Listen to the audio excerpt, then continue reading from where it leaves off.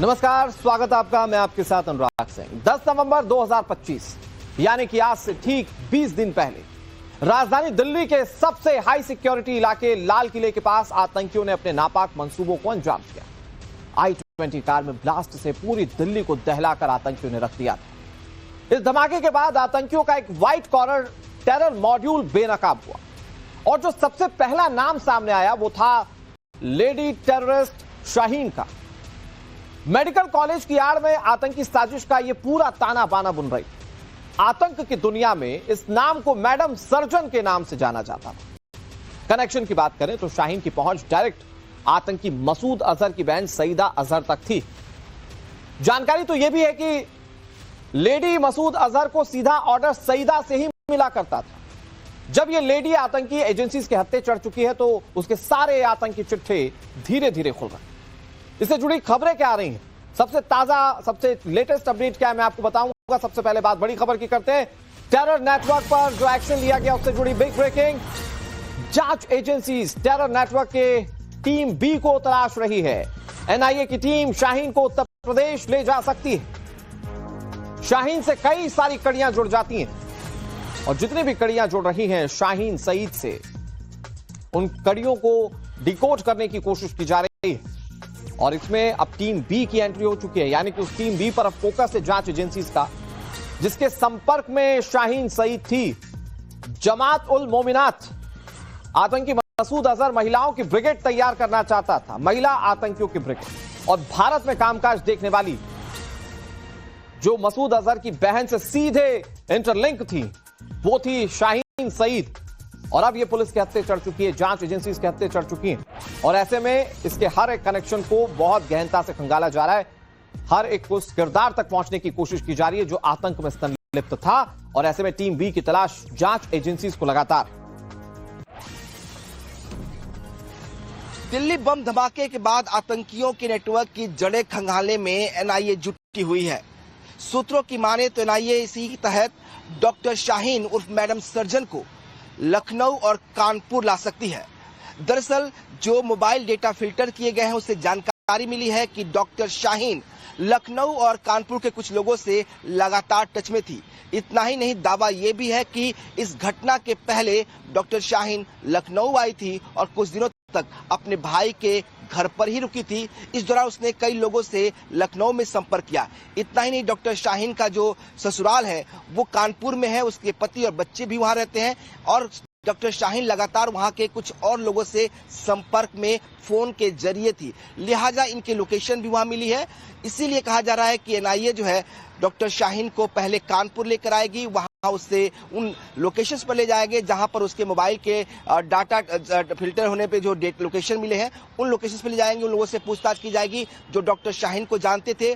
उसके बाद उसे लखनऊ भी लाया जाएगा, क्योंकि यहाँ भी वो कई लोगों के संपर्क में थी। जब कुछ दिन पहले आई थी तो उसने कई सारे लोगों से बातचीत की, लिहाजा उनसे भी उस लोकेशन पर उसको लेकर जाया जाएगा। खबर ये भी है कि जो इनपुट मिले हैं करीब 67 ऐसे लोग हैं जो स्लीपर सेल के तौर पर काम कर रहे थे। कहा जा रहा है कि उसमें से करीब 39 जो थी वो महिलाएं भी थी और ये सभी डॉक्टर शाहीन के संपर्क में थी। लिहाजा उसकी बी टीम और स्लीपर सेल्स को एक बार फिर खंगालने के लिए एनआईए डॉक्टर शाहीन को कानपुर और लखनऊ ला सकती है। कैमरा पर्सन विशाल वर्मा के साथ विनोद मिश्रा, टाइम्स ऑफ भारत, लखनऊ। भारत देश के अंदर स्पेशली लखनऊ या उत्तर प्रदेश के कई इलाकों के अंदर रहने वाली शाहीन सईद का कनेक्शन सीधे तौर पर मसूद अजहर से था। कुछ लोग इसको मैडम सर्जन कहते हैं, लेकिन अगर इसे आप लेडी मसूद अजहर कहेंगे तो बिल्कुल गलत नहीं होगा। लेकिन इसका कानपुर से क्या कनेक्शन है, मैं आपको यह समझाने की कोशिश करता हूं। कानपुर के मेडिकल कॉलेज में ये असिस्टेंट प्रोफेसर थी शाहीन सईद। इसकी जो तस्वीर आप देख रहे हैं ये शाहीन सईद असिस्टेंट प्रोफेसर थी कानपुर के एक मेडिकल कॉलेज में। शाहीन का मकसद कानपुर में सिर्फ नौकरी तक सीमित नहीं था, मतलब ये कानपुर सिर्फ नौकरी के लिए नहीं गई। शाहीन ने अपना आतंकी नेटवर्क इस इलाके में मजबूत किया। शाहीन शहर के मुस्लिम बाहुल इलाकों में अक्सर घुमा करती थी। उसका काम था कि वो टारगेट करे उन लोगों को जो आसानी से रेडिकुलाइज हो सकते हैं। इसका मकसद था कि मुस्लिम लड़कियों को यह आतंकी बनाए, जमात उल मोमिनात भारत के अंदर खड़ी करे। कानपुर में रहते हुए शाहीन ने पाकिस्तान समेत कई विदेश यात्राएं की थी। जैश चीफ मसूद अजहर की बहन सादिया अजहर से ये सीधे संपर्क में थी। मेडिकल कॉलेज से शाहीन के रिकॉर्ड्स में कई सुराग मिले हैं। शाहीन के डिजिटल नेटवर्क से जुड़ी 19 महिलाओं की तलाश इस वक्त की जा रही है। सवाल यह कि ये 19 महिलाएं किस तरह से शाहीन से जुड़ी और आतंक के इस पूरे नेटवर्क में उनका काम क्या था। फिलहाल जांच एजेंसी, शायद जिसे बी टीम कहा जा रहा है आतंक की, उस बी टीम तक पहुंचने की कोशिश लगातार कर रही है। लेकिन सबसे बड़ा चेहरा या सबसे बड़ा किरदार ये लेडी मसूद अजहर है, जो इस वक्त आप टीवी स्क्रीन पर देख रहे हैं। लेडी टेररिस्ट शाहीन का प्रयागराज कनेक्शन भी सामने आ रहा है। मतलब कानपुर में वो थी, वहां के मेडिकल कॉलेज में वो बतौर असिस्टेंट प्रोफेसर काम करती थी, वहां वो नेटवर्क खड़ा कर रही थी, लेकिन प्रयागराज से भी इसका कनेक्शन था। ये कनेक्शन मैं आपको स्टैब्लिश करता हूं। शाहीन ने प्रयागराज के लालबाग गर्ल्स इंटर कॉलेज से पढ़ाई की थी। 1995 से 1997 के बीच हाई स्कूल और इंटरमीडिएट की पढ़ाई यहीं से की थी। आतंकी शाहीन के घर के पास लालबाग गर्ल्स इंटर कॉलेज था। आतंकी शाहीन ने मोतीलाल नेहरू मेडिकल कॉलेज से डिग्री ली थी। प्रयागराज के मेडिकल कॉलेज से एमबीबीएस और एमडी की डिग्री शाहीन ने ली थी। आतंकी Shaheen combined pre medical test यानी कि सीपीएमटी की टॉपर रही थी। प्रयागराज के कॉलेजेस में शाहीन के रिकॉर्ड्स की जांच की जा रही है और रिकॉर्ड्स जांच तो की ही जा रही है। उससे कितने लोग संपर्क में थे, कौन बहुत करीब था, इसको जांच किया जा रहा है। लेकिन आप इससे एक मॉड्यूल समझिए शाहीन का, वो जहां रहती थी और जहां वो पढ़ी थी या जहां वो रहा करती थी, इन सारे लिंक्स को उसने अपने आतंकी नेटवर्क खड़े करने में इस्तेमाल किए, चाहे वो कानपुर हो, चाहे प्रयागराज हो, चाहे वो फरीदाबादी क्यों ना हो। आगे भी तमाम आपको आतंकी शाहीन से जुड़े हुए आपको लिंक्स बताएंगे। लेकिन इस वक्त एक बड़ी खबर आ रही है, लेडी टेररिस्ट शाहीन से जुड़ी हुई खबर ये कि उसके लॉकर से 18 लाख रुपए कैश बरामद किए गए। एनआईए ने अलमारी से सोना चांदी भी बरामद किए हैं, मतलब गहने और कैश बरामद किए गए हैं। एजेंसी ने लॉकर से फॉरेन करेंसी भी बरामद की है। जैसा कि हमने आपको बताया, कानपुर में बैठकर वो कई देशों की यात्रा कर चुकी है।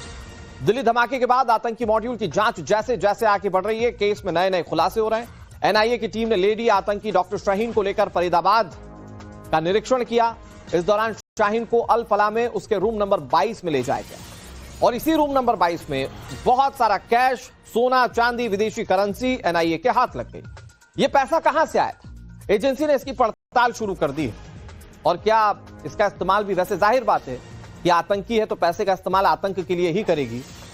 तो अब इसके सोर्स को लेकर जांच एजेंसीज कार्रवाई कर रही हैं और वो कोशिश कर रही है कि ये पता चले कि ये जो भारत में लेडी ब्रिगेड आतंकियों की तैयार कर रही थी, आतंक का बड़ा चेहरा दिल्ली धमाके के बाद ये शाहीन सईद, इसका सोर्स कहां कहां है और हर एक सोर्स तक पहुंचने की कोशिश लगातार की जा रही है। व्हाइट कॉलर टेरर मॉड्यूल की सबसे खास सदस्य डॉक्टर शाहीन को लेकर चौंकाने वाले खुलासे सामने आ रही है। दरअसल जांच एजेंसी एनआईए शाहीन को लेकर अल-फलाह यूनिवर्सिटी पहुंची थी, जहां जांच पड़ताल की गई। इतना ही नहीं, कमरा नंबर 22 में उसकी अलमारी से 18 लाख रुपए कैश मिलने की बात सामने आ रही है। बताया जा रहा है कि 18 लाख रुपए एक मामूली सी पॉलिथीन में रखे हुए थे। इतना ही नहीं, सूत्रों की माने तो जांच के दौरान कैश के साथ साथ ज्वेलरी और विदेशी करेंसी मिलने की बात भी सामने आ रही है।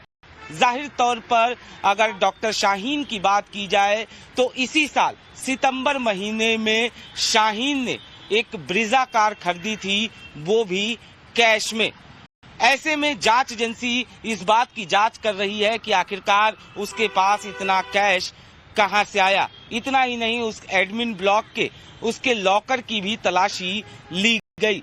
जाहिर तौर पर जिस तरीके से ये कैश मिला है, उसके बाद सवाल ये उठ रहा है कि क्या ये पैसा टेरर मॉड्यूल का हिस्सा था, यानी टेरर फंडिंग का क्या ये हिस्सा था। इसकी जांच फिलहाल एनआईए कर रही है, क्योंकि जाहिर तौर पर इतना कैश जिस तरीके से अल-फलाह यूनिवर्सिटी के कमरा नंबर 22 में रखा गया था, ऐसे में बताया यही जा रहा है कि हो सकता है इस पैसों का इस्तेमाल जो है वो आतंकी गतिविधियों को अंजाम देने में करना हो। और इसी वजह से एनआईए की टीम जो है वो इस बात का पता लगा रही है। साथ ही साथ आतंकी फंडिंग की भी जांच की जा रही है। अनुज मिश्रा, टाइम्स नाउ नव भारत, दिल्ली।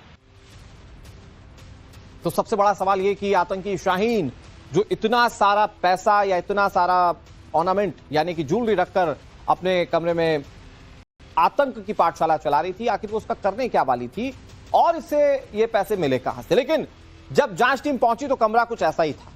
ये जो आप लॉकर देख रहे हैं, ये लॉकर जब खुला तो इसमें क्या मिला मैं आपको बताने की कोशिश कर रहा हूं। बताया जाता है कि जब लॉकर खुला तो अधिकारियों की आंखें चौंधिया गई। शाहीन के लॉकर से जितना पैसा, सोना चांदी और विदेशी करेंसीज निकली, उसने बहुत सारे सवाल खड़े कर दिए। ये देखिए लॉकर खुल चुका है और इस लॉकर में क्या क्या मिला मैं आपको बताता हूं। इसमें बताया जा रहा है कि बड़ी मात्रा में कैश था। कमरा नंबर 22 का लॉकर खुला तो 18 लाख रुपए कैश मिले। फिर गोल्ड मिला, मतलब बड़ी मात्रा में यहां पर सोना इकट्ठा करके रखा गया था।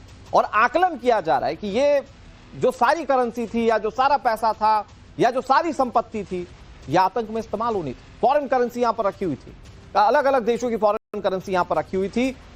और यह भी बताया जाता है कि चूंकि शाहीन कई देशों का दौरा कर चुकी थी, वहां से उसने इसे अर्जित किया होगा, लेकिन इसका इस्तेमाल आतंक में किया जा सकता था, इस बात की आशंकाएं बनी हुई। ये तस्वीर रात के अंधेरे की है। इसमें लेडी डॉक्टर भले ही नजर नहीं आ रही, मगर उसकी मौजूदगी जरूर दर्ज की गई। इसी रास्ते से होते हुए आतंकी महिला डॉक्टर यानी शाहीन सईद को फरीदाबाद की अल फलाह यूनिवर्सिटी ले जाया गया। एनआईए की टीम गुरुवार की देर रात शाहीन सईद को लेकर फरीदाबाद की अल फलाह यूनिवर्सिटी पहुंची। यहां जांच एजेंसियों ने बिना वक्त गंवाए उसकी निशानदेही करानी शुरू कर दी। शुरुआत हुई अल फलाह यूनिवर्सिटी के हॉस्पिटल की बिल्डिंग से। सबसे पहले शाहीन सईद को कमरा नंबर 22 में ले जाया गया। यही वो कमरा बताया जा रहा है जहां वो अल फलाह में पढ़ाते हुए रहा करती थी। सूत्रों का दावा है कि यहां पर शाहीन से वो सवाल जवाब हुए जिसका कबूलनामा बड़े खुलासे का आधार बन सकता है। एनआईए अधिकारियों ने व्हाइट टेरर मॉड्यूल की मास्टरमाइंड मानी जाने वाली शाहीन से पूछा वो इस कमरे में दिन भर क्या करती थी। उसके रूटीन में ऐसा क्या था जो यूनिवर्सिटी के कोर्स से अलग था। इस कमरे में कौन कौन शख्स उससे मिलने आता था। यहाँ बैठकर उसने कितने लोगों से संपर्क किया। एक तरह से कहें तो शुरुआत में शाहीन से ऐसे सवाल किए गए जो उसे सहज कर सके। धीरे धीरे एनआईए ने अपने सवालों की फाइल खोली और ये समझने की कोशिश की कि दिल्ली ब्लास्ट से पहले उसकी लाइफ कैसी थी, उसके दिमाग में क्या चल रहा था। डॉक्टर शाहीन यानी मैडम सर्जन से पूछताछ इसलिए भी जरूरी है कि वो इस मॉड्यूल के गिरफ्तार सभी आरोपियों में से एकमात्र महिला किरदार है। इतना ही नहीं, उसकी हिस्ट्री भी संदिग्ध है। साथ ही साथ पूछताछ में उसने जैसे मोहम्मद के आतंकियों से संबंध की बात कबूल की है। जाहिर तौर पर आतंकी संगठन जैसे मोहम्मद की तरफ से उसे जो जिम्मेदारी दी गई थी, उसको देखते हुए भी जांच एजेंसियां उसको लेकर सजग हैं और यही वजह है कि उसको हर उस जगह पर ले जाया जा रहा है जहां से सबूत मिलने की आशंका है। लेडी डॉक्टर को इसी अल फलाह यूनिवर्सिटी के मेडिकल वार्ड, क्लासरूम और डॉक्टर रूम भी ले जाया गया। यहाँ बिठाया गया, उसकी गतिविधियों और पुराने संपर्कों से पहचान कराई गई। स्टाफ के साथ उसका व्यवहार कैसा था, छात्रों के बीच किस तरह का बिहेव करती थी और बाकी लोगों से उसकी मुलाकात में कितना फर्क था, इन सब की स्टडी की गई। और सबसे बड़ी बात, शाहीन सईद के फेस एक्सप्रेशन और बॉडी लैंग्वेज पर बहुत ज्यादा फोकस किया गया। मैडम सर्जन के कबूलनामे में कोई झोल तो नहीं, इसे लेकर भी एनआईए की टीम आश्वस्त होना चाहती है।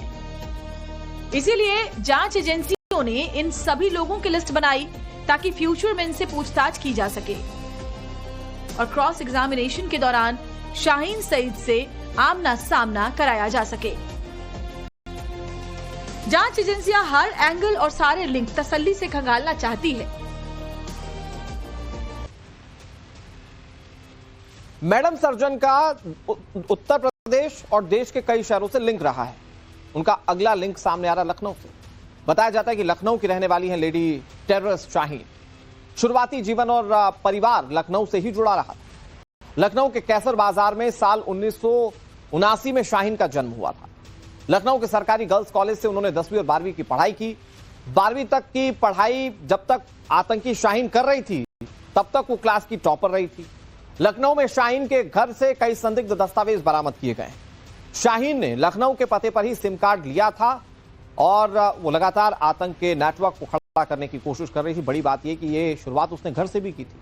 अपने भाई परवेज को भी उसने आतंकी बना दिया था और अब हर एक उस किरदार की जांच पड़ताल की जा रही है। लेकिन अब आपको ये बताते हैं कि जब एनआईए की टीम आतंकी शाहीन को लेकर अल फलाह यूनिवर्सिटी कैंपस में पहुंची और जिन सवालों के जवाब एनआईए की टीम ने जुटाए वो क्या था। सवाल नंबर 1 क्या था? सवाल पूछा गया शाहीन से अल फलाह में किन किन के संपर्क में थे, ताकि सबके बारे में पता चल सके कि कौन करीबी है इन मैडम का।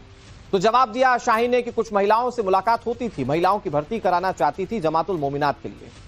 फिर एनआईए की टीम ने सवाल दागा, कमरा नंबर 22, क्लासरूम, मेडिकल वार्ड और डॉक्टर कैबिन में क्या क्या किया आपने, मतलब आपकी दिनचर्या क्या होती थी। फिर शाहीन ने जवाब दिया, आतंकी शाहीन ने जवाब दिया कि वो छात्रों को पढ़ाती थी, लेकिन आतंकी नेटवर्क बढ़ाना उसका मकसद था। पढ़ाई बहाना था, लेकिन आतंकी नेटवर्क बढ़ाना चाहती थी। वो चाहती थी कि मुस्लिम लड़कियां आतंकी बने, देश में आतंक को फैलाए। फिर एनआईए ने सवाल पूछा कि आतंकी मुजम्मिल से रिश्ता क्या था उसका। फिर जवाब दिया आतंकी शाहीन ने, मुजम्मिल बॉयफ्रेंड नहीं, मेरा शौहर था। पहले आकलन था कि मुजम्मिल बॉयफ्रेंड था, क्योंकि इससे पहले मैडम शाहीन की शादी हो चुकी थी, अपने पति से अलग हो चुकी थी, सेपरेट हो चुकी थी। लेकिन फिर मुजम्मिल से जब उनके रिश्ते के बारे में पूछा गया तो इन्होंने बताया कि शादी हो चुकी है। 2023 में मुजम्मिल से निकाह हुआ था। शादी में उमर समेत कुल 10 से 12 लोग गए थे और फिर एनआईए की टीम उन 10 से 12 लोगों को लेकर भी जांच कर रही। फिर अगला सवाल दागा एनआईए की टीम ने, 18 लाख कैश आया कहां से? जो अलमीरा से मिला 18 लाख रुपए कैश, वो कहां से आया? तो वो कह रही थी कि मतलब शाहीन ने बताया कि ये पैसा जकात से मिला, सोना चांदी भी दान में ही मिला था। फिर सवाल दागा एनआईए की टीम ने कि वो जो 3000 किलो विस्फोटक था वो कहां से आया, कितनी मात्रा थी और ठिकानों का इस्तेमाल कैसे किया गया। ये सारे सवाल दागे गए शाहीन की ओर। फिर उसके बाद जवाब शाहीन ने दिया कि धीरे धीरे अमोनियम नाइट्रेट इकट्ठा किया गया, मेवात से अमोनियम नाइट्रेट लाते थे, ओवरग्राउंड वर्कर्स से लॉजिस्टिक सपोर्ट मिलता था और उसके बाद 3000 किलो अमोनियम नाइट्रेट इकट्ठा हुआ। फिर सवाल एनआईए की टीम ने पूछा कि डॉक्टर्स का ब्रेन वॉश कैसे किया। जवाब मिला, जैश से ब्रेन वॉश की बाकायदा ट्रेनिंग ली थी, डॉक्टर्स को धर्म के नाम पर भड़काती थी, धर्म के जरिए कट्टरपंथी बनाती थी आतंकी शाहीन। और ऐसा करते करते कट्टरपंथ की राह पर चलते चलते ये बीज बोते बोते उसने कई डॉक्टर्स को आतंकी में तब्दील कर दिया। सूत्रों का दावा है कि शाहीन सईद ने खोरी जमालपुर को लेकर खुलासा किया है कि यही वो लोकेशन है जहां उसका और डॉक्टर मुजम्मिल का निकाह हुआ था और फिर मियां बीवी डॉक्टरी वेशभूषा में एक साथ मिलकर आतंकी गतिविधियों में संलिप्त हो गए। शुरुआत में यही माना जा रहा था कि डॉक्टर मुजम्मिल और डॉक्टर शाहीन एक दूसरे को जानते भर हैं। फिर सामने आया कि शाहीन मुजम्मिल की गर्लफ्रेंड थी, मगर बाद में मुजम्मिल ने चौंकाने वाला खुलासा किया। मुजम्मिल ने पूछताछ के दौरान कबूला कि दोनों शादीशुदा थे। सितंबर 2023 में अल फलाह यूनिवर्सिटी के पास एक मस्जिद में निकाह किया था। निकाह के लिए शरिया कानून के तहत करीब 5000 रुपए के मेहर पर सहमति बनी थी। शाहीन से मुजम्मिल और उसकी लव स्टोरी को लेकर बहुत ज्यादा सवाल तो नहीं किए गए, लेकिन खुलासे के मुताबिक दोनों एक दूसरे को मोहब्बत करने लगे थे, मगर ये इकरारनामा क्या आतंकी बनने के लिए था, इस पर उसने चुप्पी साध ली। सूत्र बताते हैं कि लेडी सर्जन यानी शाहीन से निकाह करने के लिए मुजम्मिल ने 3 BHK का फ्लैट किराए पे लिया था। शाहीन और मुजम्मिल के निकाह में करीब 10 से 12 लोग शरीक हुए थे। अब शाहीन ने एनआईए को इन सभी लोगों की पहचान के बारे में बताया है। जांच एजेंसियां शाहीन और मुजम्मिल के निकाह में शामिल हुए सभी लोगों की भूमिका के बारे में जांच कर रही हैं और जांच में सामने आया है कि शाहीन के साथ मुजम्मिल इस 3 BHK के फ्लैट में कई बार जाया करता था। आतंकी डॉक्टर के इस जोड़ी की निकाह की केमिस्ट्री को समझना जांच एजेंसियों के लिए भी बेहद जरूरी है, क्योंकि दोनों मिस्टीरियस कैरेक्टर की तरह लग रहे हैं। जांच से ये पता चला है कि यूनिवर्सिटी से गिरफ्तार डॉक्टर मुजम्मिल शकील ने खीरी जमालपुर गांव में एक घर किराए पे लिया था। ये घर गांव के पूर्व सरपंच का था और मुजम्मिल शकील ने ये कहानी बताई थी कि वो सेब का व्यापार करेंगे। कश्मीर से पहले सेब आएगा, उस घर में रखा जाएगा और उसके बाद व्यापार किया जाएगा। जांच एजेंसियां 27 नवंबर को शाहीन सईद के साथ फरीदाबाद के अल फलाह में थी, जबकि 24 नवंबर को एनआईए ने मुजम्मिल से इसी फरीदाबाद में सवाल जवाब किए।